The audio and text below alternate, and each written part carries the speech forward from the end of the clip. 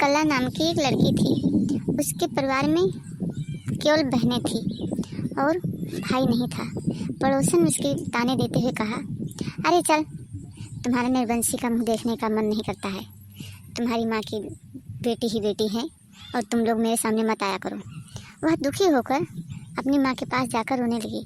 कहने लगी, माँ, मेरे भाई क्यों नहीं है?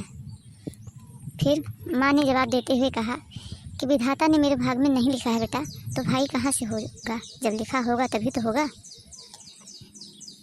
होते करते कुछ समय व्यतीत हो जाने के बाद उनके द्वार से कुछ औरतें नाग पूजा के लिए थाली में पूजा की थाली लेके हुए जा रही थी। फिर उस लड़की ने पूछा, अरे आप लोग कहाँ जा रही हो? फिर औरतों ने कहा, अरे मैं नाग बाबा की पूजा करने जा रही थी, तुमने हमें टोक दिया। फिर लड़की ने पूछा, देखिए बुरा मत मानिए, क्या नाग माता की पूजा हम लोग भी कर सकते हैं?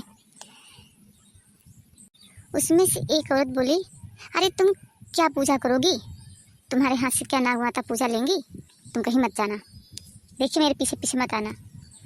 और सभी औरतें हंसते हुए चली गईं। उसे बहुत दुख हुआ। जब पूजा करके सभी औरतें लौट आईं, तब वह लड़की जाकर वहाँ नाग माता के स्थान पे रोने लगी और कहने लगी कि हे नाग माता, क्या आप मेरी पूजा नहीं स्वीकार करेंगी? अगर मेरी पूजा आप स्वीकार करती हैं तो मुझे एक भाई अवश्य देना, और मैं इसी से जान जाऊंगी कि आपने मेरी पूजा स्वीकार कर ली।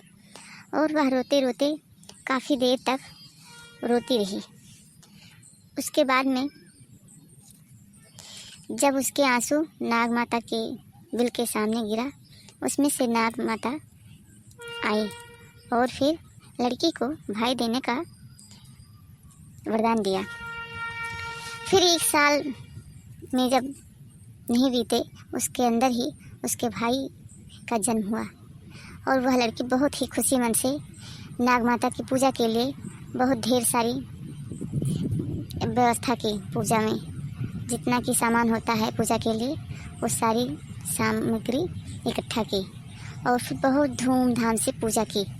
और फिर नाग माता से कहा, हे नाग माता, आपने मेरी इच्छा पूरा की है और मैं आपको जितना हो सकेगा उतना आपके लिए प्रसाद और दूध और लावा लेकर मैं खुद आऊँगी और विधिवत तुम्हारी पूजा मैं हर साल करूँगी, यानी कि जब तक मेरी ज़िंदगी रहेगी तब तक। और नाग माता बहुत ही खुश हुई। उसको अच्छा सा घर और वर भी मिल चुका।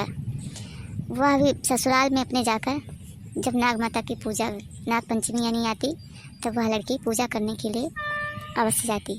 उसके ससुराल के पास में नाग माता की पूजा मंदिर नहीं था। उन्होंने कहा अपने पति से कि देखो, मैं अपने मायके जाना चाहती हूँ, वहाँ मेरे पास ही में नाग मंदिर है, मैं वहीं पर पूजा करके और चली आऊँगी। उसके पति ने कहा, यहीं पे नाग पूजा कर लो और वहाँ पे मत जाओ, क्योंकि यहाँ से दूर बहुत है। फिर नाग माता की पूजा के लिए उन्होंने हट करके आई। वहाँ पे उसके पति का एक्सीडेंट हो चुका था। लड़की के पास खबर आई कि तुम्हारे पति का एक्सीडेंट हो गया है। फिर पति ने कहा कि अगर वो नहीं जाती नाग माता की पूजा करने तो शायद मेरा एक्सीडेंट नहीं होता। यह खबर सुनते ही बहुत दुखी हुई। तुरंत नाग माता से कहा, हे नाग माता, आज के लिए मैं आपसे क्षमा मांगती हूँ, क्योंकि मेरे पति को ये लगे कि ये चमत्कार हो गया है, उन्हें दर्द का महसूस मत करना। और नाग माता ने वैसा ही किया जैसा लड़की ने मांगा और अब विधिवत पूजा पाठ वह करने लगी और सभी को विश्वास हो गया कि नाग माता की पूजा हमें अवश्य करना चाहिए। जब किसी को भी इच्छा जब पूर्ण हो जाती है तभी विश्वास बढ़ जाता है। इसी प्रकार अगर आप लोग भी विश्वास करके नाग माता की पूजा और पाठ करेंगे तो आपका भी कामना जरूर पूर्ण होगा। तो जय माता दी। तो दोस्तों, कहानी ये पसंद आए तो वीडियो को लाइक करें, चैनल को सब्सक्राइब करना बिल्कुल न भूलें। तो दोस्तों, जय माता दी।